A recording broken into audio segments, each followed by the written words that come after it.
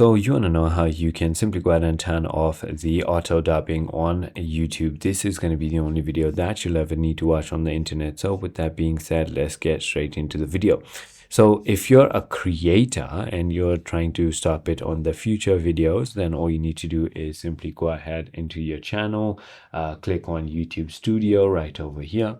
And once you've done that, click on the settings icon on the bottom left of your screen and then scroll all the way down to auto dubbing section and then uncheck the automatically dub, right? And if you're a viewer and you're facing that problem, so for example, let's just say while watching this video,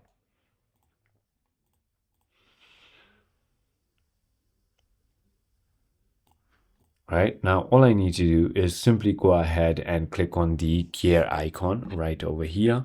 And once I've done that, all I need to do is simply go ahead and select the audio. And then once I've selected the audio, then choose the track labeled original or English original. So it is as simple as that. I hope this video clarified everything for you. Since this is an old video, there's no option, but let me just go ahead and show you a new video. So